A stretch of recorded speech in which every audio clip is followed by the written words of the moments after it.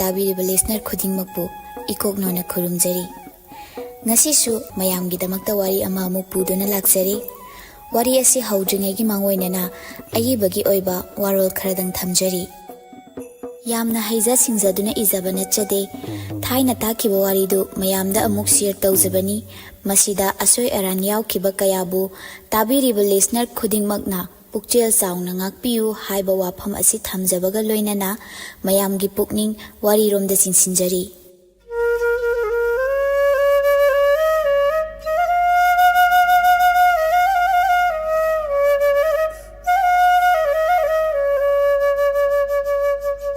It's a work of fiction, nursing avatar. Thainagi matamda laiga miga punna tathok tasin awat apa taunaduna leiringai matamdani. Hingchaba Mahasi Keshap amadi Deksa Putri Diti anigi machanupa ani khak leirami. Hirani Keshap amadi Hirani Naks. Nupa mazani animag mapagi matau tamduna landa yamna thaurami. Laibak kaya kaya busu zoi taurami madu ubada Mahasi Keshapti yamna haraurami angang khara oiriba Hirani Naksti laibak ama ani zoi taukiba aduda malem pumba zoi tauba ngamgadabagum malem asibu leithak lekha olhalage haina thaurang lakli malem asibu semdoklage haina khalakle do Bhagavan Bhakti oibagi Bhagavana chanbibagi ngambani madu kauthoktuna aina mahele chatkiba Hirani Naks Sri Harigi makutta punshi lomkido masida mayambung Hirani Kesapti yamna pelamdre madumakna kanasu taklamda suklaba umang amada sattuna dan taurure tha ahum supna karisu sada thaktana mana chatringai ahal oiraba mama mapa anina nardhagi machanupi kayadhuga bibha taurami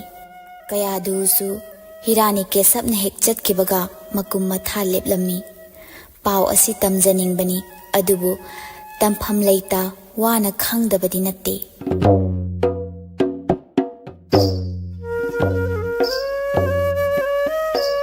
Hirani Kesap satkre khangbada thangnaba leiba kaya kayanani lan taurakhiba adubu hai singlaba lanmi singna maithiba piki aroibo oina layam singna Indrabu thadoktuna lan tawhalakhi madudadi Indrana Kesapki lanmi singbu maithiba piki Indrana asumna hairi hauzikti lansu aina mai pakle aigi kari pigani lanmi amana apamba du takpiyu Indra ngayhak khallaba matungda asumna khumlai kayadobu ifamda sinaro langam phiral oina pujakragi asi hairaduna Indrana kayadobu magi sagol gari du da hapkatuna magi konung tamna purakpada Narayan ga thengnaki he angamba Indra nangna tawriba sibu karino Narayan gi wahang du tabada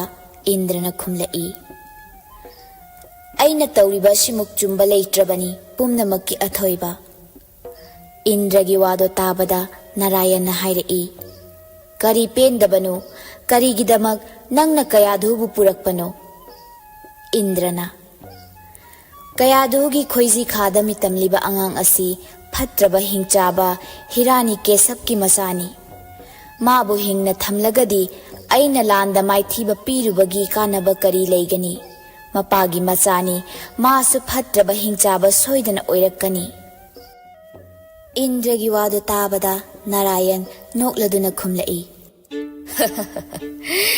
Indra nangi wakhal ase onthokna su kauzan thikreda haikibadai Sri Harina nongma kayadhugi khoiji khadami tamliba angang asi haritana athoibani harigi namta laugani haina aduga ngasina karigi adu kaubano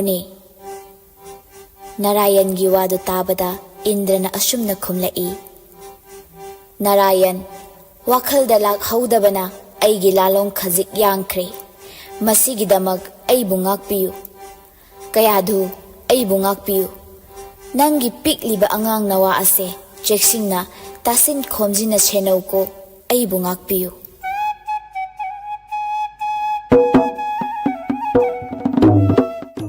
Nate nate, adumna takpiriba karigino. Nangdi angambani. Nahaki wakhalon chumdaba nate. Hingchabagi raksasta tillubana ima isana lanbani. Kayadugi wado tabada Narayana asumna khumlai. Phare phare, kayadubu ifamda sinaramlo. Aduga nangsu nangi konungda hanjakro. Indradev, wafam asi kanadasu haidokanuko. Asumna kayadubu Narayana magi arsamda purakli. Kayadu, matam khara nangi angang aduna taibang phawdriba phawba mafam asida leiro. Nangi angang aduna hek taibang phawbaga nangi leibakta soidana thingani. He Prabhu, Nanayana Prabhugi kripa naumatasu kauzaro. Tolabi, hingchabagi loinabi oiribi aibu asumna nungshina taubiba. Matang sabada Prabhugi seba phangba oisake. Nanaybu seksinda sinabiyu Prabhu. Kapkanu kayadu. Hauzikti madugi matam natte. Nangdi thauna phabi oigadabani. Masidi haubata ngairi. Yamna watli. Pothazaro pothazaro. Nangsu waram lagani. Asi haiduna Narayana kayadubu pothahalami. Hirani ke sabsu tha ahum surakpada Bhagavan Bharma thoglaktuna leplare mamangda. Hayu putra nangna kari pamba. Nangi bhakti da aihak pele. Kari pamba pirage ngaiduna leire. He Bhagavan, Nasana ahenba karishu pamjade. Sanalupa manimukta omor oiba amatta pamjade. Nasana pamjaba ama khakti leije. Madu pinabiyu. He Bhagavan, nangna chanbirabadi. Hayu kari pamliba putra nangna. Aina ngamba oiragana pige. Jingnadana hekta hayudo. Nasa oiba aibu minasu lainasu. Imungdasu mapandasu ayuk nungthil numidangda. Malemda atiyada. Khutlai amattana kanagumba amattana hatpa ngamdaba pinabiyu. Phare phare, nangi apamba adumak lemna phangba oizaru. Aina pirabani. Adubu aina haigadabadi. Kripa phangle haiduna maduna phattana sizinabadi yaroi. Nasa kanjanaba aina nangi bhakti da peladuna pibani. Karigumba lana sizinaba thoklaba aibu phatte haiganu. Waphamasi tabada Hirani Kesab asukki matik haraurami. Thuna yangnamag mayumda halakli. Akon bagi wahai singdudi taba natre. Bor pirakle haibadu khaktani mana khangkiba. Magi konung yaurabada mana kiba kanasu leitre. Ai mangairi haina chatkre. Aibu mai thiba piba ngamgadaba leitre haina hana khara thoisatnabaga leibaki ningthau oibagi hauzikna hengatkre. Mana magi leibakta halakpada leibak sinba thungna lauthoi. Tau tau tau tadabasu tahauro khangdabasu khanghauro. Ngasi koro asidagidi ining thau nattaba kanamatasu latpa yararoi. Sri Hari latlamba imung khudingmag ining thauna angang olhangani haina yathang lakle. Aikhoigi ining thausu Bhagavangi kripa phangle haibire. Aduna mabu henba leitre. Sri Hari toklaga ining thau Hirani Kesab ninglase. Leibak praja mayam su tau tau tau. Asumna apun bagi khonjelda mayam amuk laurai. Jai Jai Shri Maharaj Kesab ki Jai. Jai Jai Shri Maharaj Kesab ki Jai. Leibak miyamdu yadi yaningde adubu upai leite. Sri Haribu thamoida tham Makhoi ningthau Hirani Kesabna ahenbani haina latnarakle. Madu ubada Hirani Kesabti haraubagi ngangkhai leikhidre. Somdana kayadu machanupa ama phangjare. Khoiji khada leiringai matamdagi Sri Hari tagi nam tabu taduna laklabanina Haritana athoibani haina adumak piklingay matamdagi angang adusu Sri Harigi tasengba amakpayawdaba bhakta oina ukre. Haina kiba matung inna kayadu Narayana thilakli. Hiranikesapna hanglai. Ngahan makai kadayda layrubagi? Nanay aidi apangbini. Ibungone hek chatkibaga lan mathang-mathangni lebak asida. Akonbagi landa ibungogi lan mi mayam loina maithiba phangkhiduna aibu mai pakpagi mami oina pubibani. Adubu ibungogi tauba ngamba pangal thauna mayam asi uruba tarubadagi nanaibu amuk thadokpirakpani. Hiranikesapti madu tabada asuki matik haraukre. Adugisu mathakta machanupa amasu phangjare. Nungaibagi mapal leikidre. Machagi asa kaya-kayani. Magi mahut silani. Mabu setna ninglani khallubada. Puknungda layringai taibang karino khangdringai matamdagi hari magi nam tabu taraklaba. Hari tana athoibani khallaba manadi. Mapa hingsabagi wa adu tau haiba yadre. Madugi tayonabada Sri Vishnu Sri Harigi nam tabu sonkre. Maduda madi saubada mapa layramdre. Maharani, karino tauribase? Mapa aigi mahut nasanupana tauribase karino? Iningthau adu khoyang khoisauna biriba karigino? Karigi adu tahabano? Isanupa palahatpu mapa ibungon haiba yadabagi maram leite. Aduk angang nawa oibagi taubani. Khara khajik saurakpaga adum mapabu henba leite hairakani. Masida tholakpa apha phatta daita khudingmak nangi oigadabani. Masida aibu wayamna nganghanganu. Asi hairamlaga phi kanduna thokri. Kayadu upai leite. Kanana aphaba kanana phattaba khangdaba natte mahaksu. Adubu hairubade yade. Mapada hairure madi magi mapan tangduna hingzabanina. Khajik magi pukning peloidaba wahai ama ani hairubada mabu chatkro haina tanbada changjafam leite. Amaromda masanupada hairure.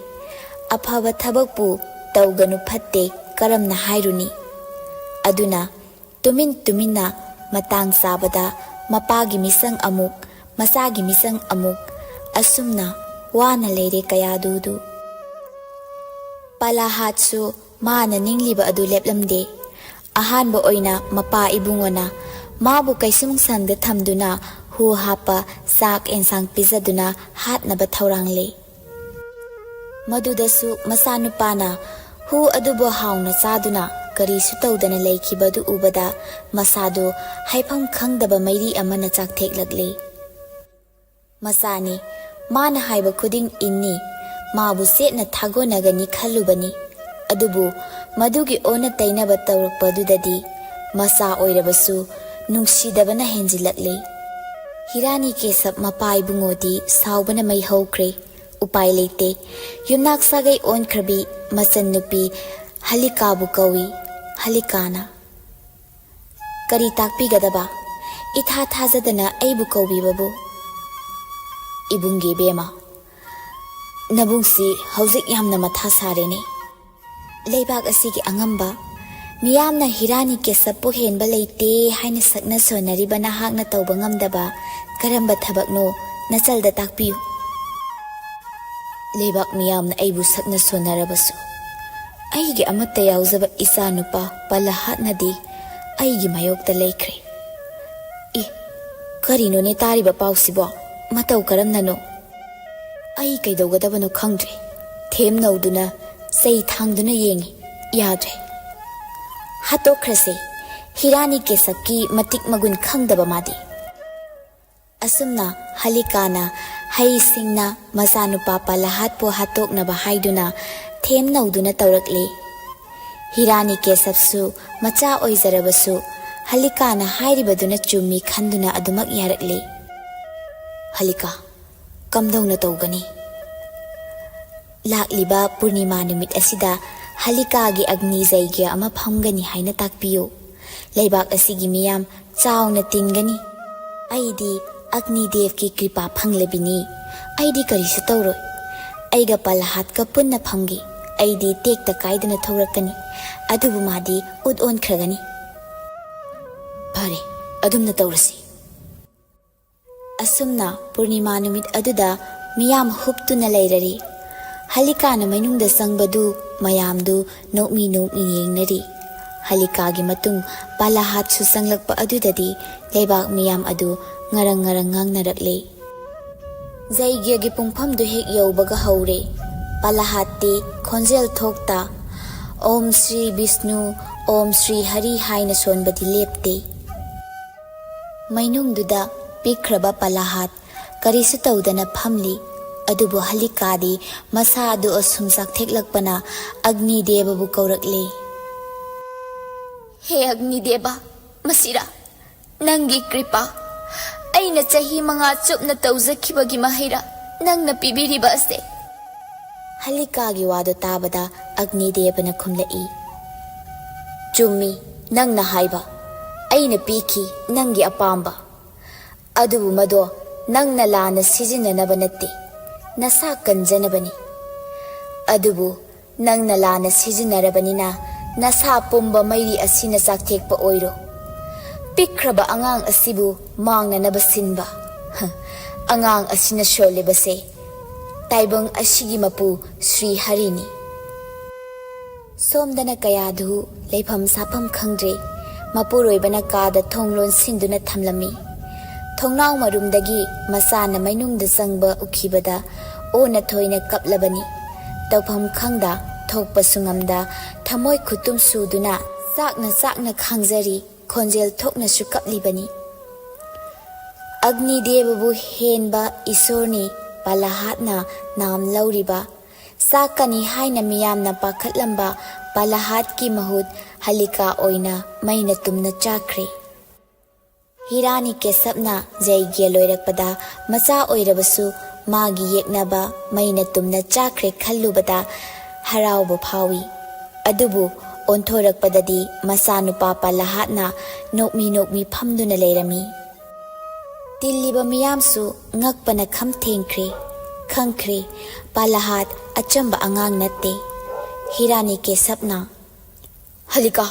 Halika करीनो तौरिबसिबो नेनेदी अग्निदेवना तुमना चाख्रे अइबुदी कनबिरमे Halika मसिरो नंग कृपा फंगले हाइरिबदो मतांग अदुदा मनुंगदा थोंग लोलंबा Kayadhu चेंथोरई Imangi पलाहात इसा कैसु तौदेको इसा सोक्तेको इबुंगो पलाहात ममागी मतौ अदुदा नोकमीबा माइथोंगदा खुमलई इमा अई कैसु तौदी श्री विष्णु की नाम सोलगा फंबनी कनानासु कैसु तौबा ngamde Tumin लेपलंबा Hirani केसब सौनिंगलदुना ममित फैना येंगमलगा सत्ख्रे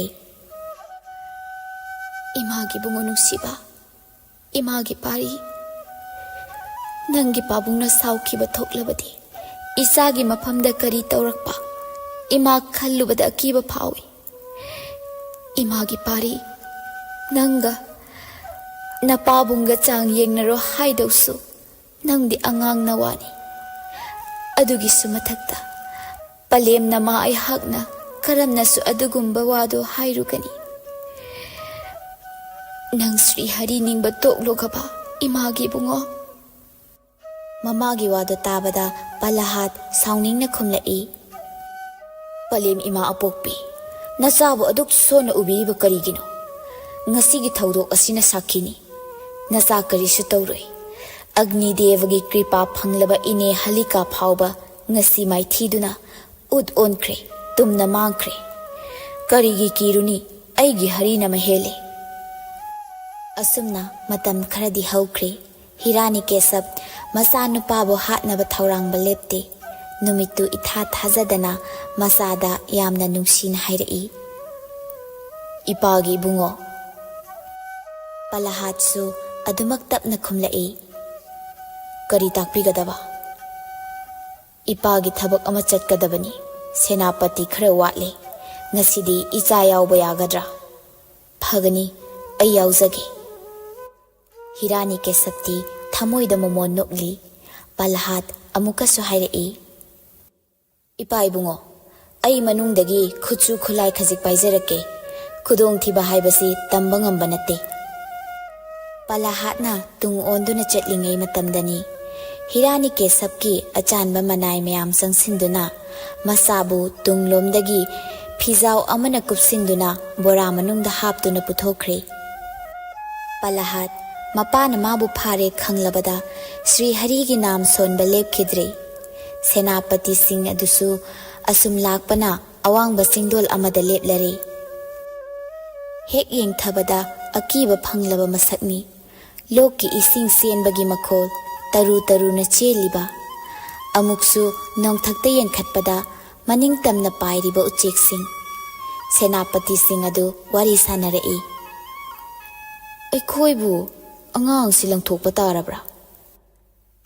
ꯂꯪꯊꯣꯛꯇ꯭ꯔꯕꯗꯤ ꯅꯨꯡꯁꯤ ꯍꯥꯏꯅ ꯑꯩꯈꯣꯏꯅ ꯀꯥꯏꯗ ꯊꯝꯂꯨꯅꯤ? ꯃꯗꯨ ꯈꯪꯂꯛꯄꯗ ꯅꯪ ꯑꯩꯒꯤ ꯄꯨꯟꯁꯤ ꯀꯔꯤ ꯑꯣꯏꯒꯅꯤ? ꯑꯗꯨꯕꯨ ꯃꯥꯅ ꯅꯤꯡꯖꯔꯤꯕ ꯏꯁꯣꯔꯁꯤꯅ ꯀꯜꯂꯕꯗꯤ ꯁꯣꯏꯗꯅ ꯂꯥꯛꯀꯅꯤ꯫ ꯑꯁꯤ ꯍꯥꯏꯔꯒ ꯕꯣꯔꯥꯈꯥꯎ ꯑꯗꯨ ꯂꯣꯛ ꯇꯝꯅ ꯂꯪꯊꯈ꯭ꯔꯦ꯫ ꯄꯨꯝꯅꯃꯛ ꯑꯁꯤꯒꯤ ꯀꯨꯝꯍꯩ ꯁꯥꯟꯅꯔꯤꯕ ꯏꯁꯣꯔ ꯃꯥꯁꯨ ꯎꯔꯤꯕꯅꯤ꯫ ꯃꯔꯛ ꯑꯁꯤꯗ ꯄꯥꯔꯕꯇꯤ ꯏꯃꯥꯅ ꯄꯥꯈꯠꯅ ꯁꯤꯕ ꯃꯍꯥꯗꯦꯕꯗ ꯍꯪꯂꯛꯏ, ꯄ꯭ꯔꯚꯨ, ꯀꯔꯤꯅꯣ ꯇꯧꯔꯤꯕ ꯃꯑꯣꯡ ꯑꯁꯤꯗꯤ? ꯄꯥꯈꯠꯀꯅꯨ ꯄꯥꯔꯕꯇꯤ, ꯄꯨꯝꯅꯃꯛ ꯀꯨꯝꯍꯩꯅꯤ ꯁꯥꯟꯅꯔꯤꯕꯁꯦ, ꯀꯔꯤꯁꯨ ꯇꯧꯔꯣꯏꯅꯦ꯫ ꯄꯥꯔꯕꯇꯤ ꯃꯤꯍꯨꯟꯁꯨꯗ ꯑꯉꯥꯡ ꯑꯗꯨꯅ ꯃꯊꯛꯇꯒꯤ ꯂꯪꯊꯔꯛꯂꯒ ꯏꯁꯤꯡ ꯏꯃꯥꯏꯗ ꯇꯥꯈꯤꯕ ꯑꯗꯨ ꯃꯤꯠ ꯃꯥꯏ ꯆꯦꯠꯅ ꯎꯏꯁꯤꯟꯗꯨꯅ ꯈꯥꯡꯉꯤ꯫ ꯄꯥꯔꯕꯇꯤ, ꯄꯥꯈꯠꯀꯅꯨ, ꯌꯦꯡꯉꯨ ꯇꯧꯔꯤꯕꯁꯦ, ꯁꯥꯟꯅꯔꯤꯕ ꯀꯨꯝꯍꯩꯁꯦ ꯑꯩꯈꯣꯏꯅꯅꯤ, ꯅꯨꯡꯅꯥꯡꯒꯅꯨ, ꯑꯩ ꯂꯩꯔꯤꯅꯤ꯫ ꯃꯍꯥꯗꯦꯕꯅ ꯑꯁꯤ ꯍꯥꯏꯔꯛꯄꯗ ꯄꯥꯔꯕꯇꯤꯗꯨ ꯃꯃꯤꯠꯇꯨ ꯄꯥꯡꯊꯣꯔꯛꯏ꯫ ꯎꯔꯦ ꯒꯪꯒꯥꯅ ꯄꯂꯍꯥꯠꯄꯨ ꯃꯇꯝꯕꯥꯛꯇ ꯊꯝꯕꯗꯨ꯫ ꯁꯣꯔ ꯑꯃꯨꯛꯇꯪ ꯅꯦꯅꯥ ꯇꯥꯅ ꯍꯣꯟꯗꯣꯛꯏ꯫ ꯏꯁꯤꯡꯒꯤ ꯂꯥꯏꯔꯦꯝꯕꯤ ꯒꯪꯒꯥ ꯏꯃꯥꯅ ꯄꯂꯍꯥꯠꯄꯨ ꯃꯆꯥꯗ ꯃꯆꯥꯒꯨꯝ ꯅꯨꯡꯁꯤꯅ ꯑꯆꯥ ꯑꯊꯛ ꯄꯤꯖꯔꯕ ꯃꯇꯨꯡ ꯑꯃꯨꯛ ꯊꯤꯜꯂꯛꯏ ꯃꯄꯥꯒꯤ ꯀꯣꯅꯨꯡ ꯇꯝꯅ꯫ ꯁꯦꯅꯥꯄꯇꯤꯁꯤꯡꯅ ꯂꯪꯊꯔꯝꯃꯤ ꯍꯥꯏꯅ ꯅꯨꯡꯉꯥꯏꯕ ꯄꯥꯎ ꯑꯁꯤ ꯄꯤꯕꯗ ꯉꯥꯏꯔꯤ꯫ ꯅꯨꯡꯉꯥꯏꯕ ꯐꯣꯡꯗꯣꯛꯅꯕ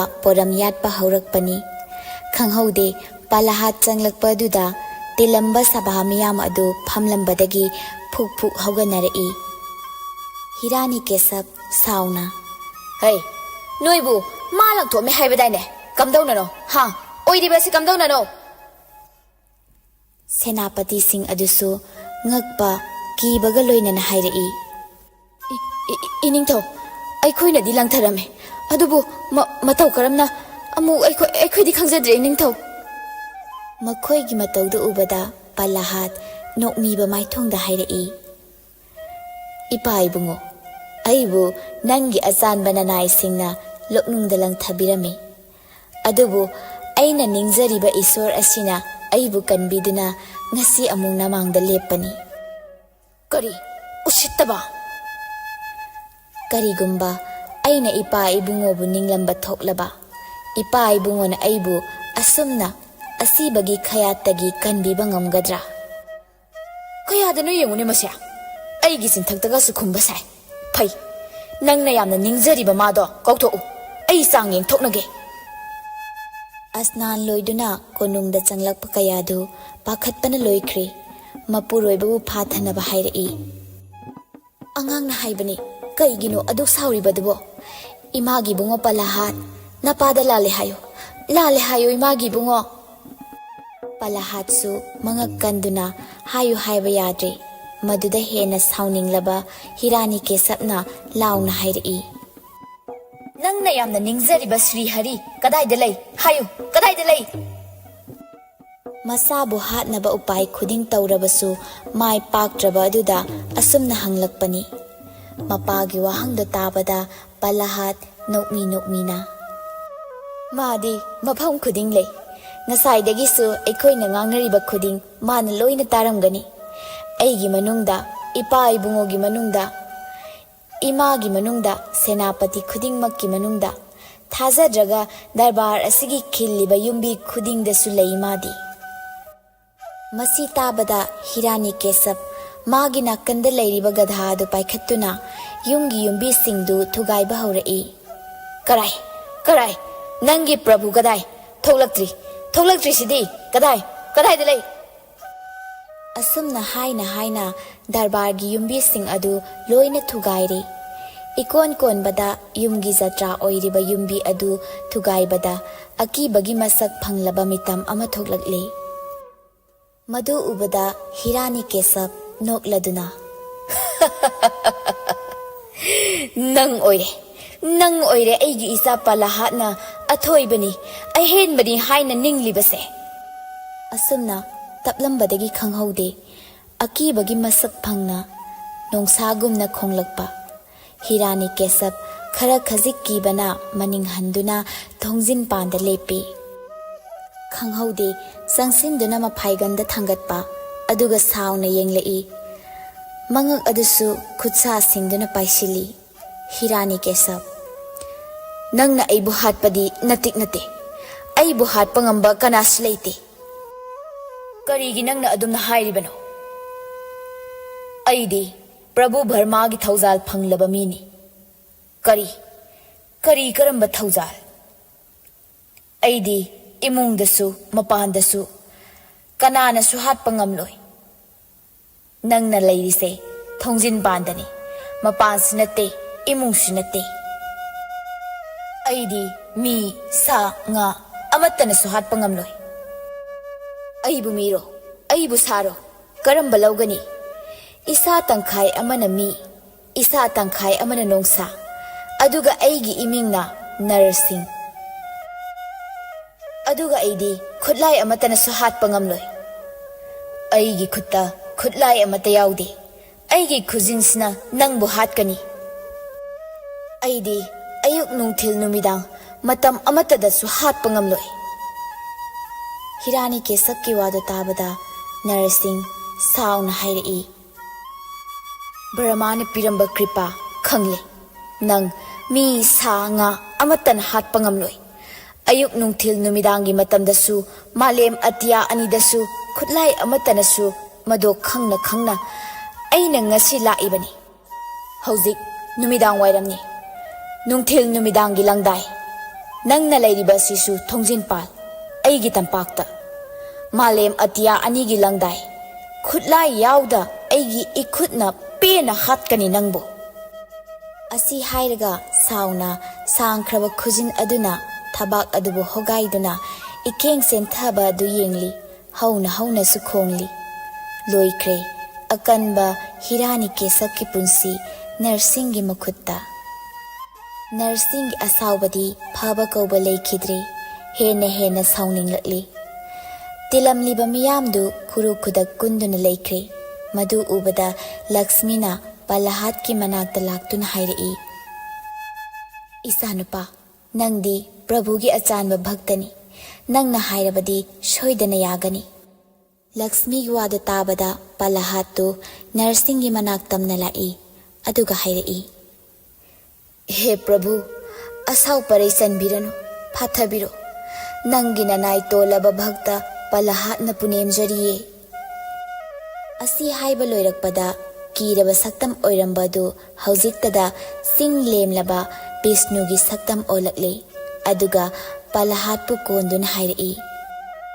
ꯅꯪꯗꯤ ꯑꯩꯒꯤ ꯑꯁꯦꯡꯕ ꯚꯛꯇꯅꯤ꯫ ꯋꯥꯔꯕꯁꯨ ꯅꯨꯡꯉꯥꯏꯔꯕꯁꯨ ꯑꯩꯒꯤ ꯅꯥꯝꯗꯤ ꯅꯪꯅ ꯁꯣꯟꯕ ꯂꯦꯞꯈꯤꯗꯕꯅꯤ꯫ ꯈꯨꯠꯇ ꯁꯛꯇꯤ ꯂꯩꯔꯦ ꯍꯥꯏꯅ ꯂꯥꯟꯅ ꯁꯤꯖꯤꯟꯅꯕ ꯑꯔꯥꯟꯕꯕꯨ ꯑꯆꯨꯝꯕꯅ ꯃꯥꯏꯊꯤꯕ ꯄꯤꯕ ꯉꯝꯍꯜꯂꯤ꯫ ꯑꯗꯨꯛ ꯄꯤꯛꯂꯤꯕ ꯅꯪꯗꯤ ꯑꯇꯥꯡꯕ ꯃꯅꯤꯅꯤ꯫ ꯍꯦ ꯄ꯭ꯔꯚꯨꯕꯨ ꯍꯟꯅ ꯊꯥꯒꯠꯆꯔꯤ, ꯅꯆꯥꯅ ꯋꯥꯔꯕ ꯃꯇꯝꯗ ꯃꯇꯦꯡ ꯄꯥꯡꯕꯤꯕꯒꯤ꯫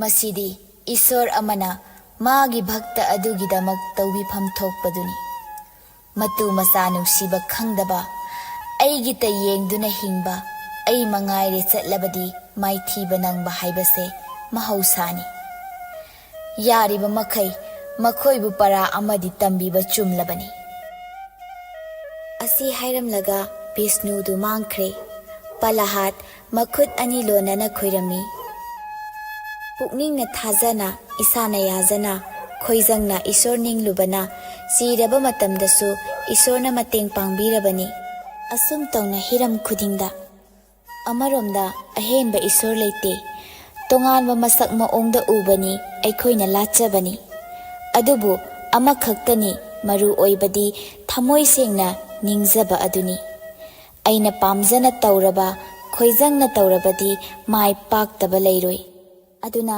ꯊꯕꯛ ꯇꯧꯕꯕꯨ ꯑꯣꯏꯔꯕꯁꯨ ꯂꯥꯏꯔꯤꯛ ꯇꯝꯕꯕꯨ ꯑꯣꯏꯔꯕꯁꯨ ꯈꯨꯗꯤꯡꯃꯛꯇ ꯉꯥꯏꯍꯥꯛꯀꯤ ꯌꯥꯅꯕ ꯇꯧꯕꯒꯤ ꯃꯍꯨꯠꯇ ꯇꯨꯡ ꯀꯣꯏꯅ ꯆꯠꯅꯕ ꯄꯨꯛꯅꯤꯡ ꯆꯪꯅ ꯍꯣꯠꯅꯒꯗꯕꯅꯤ꯫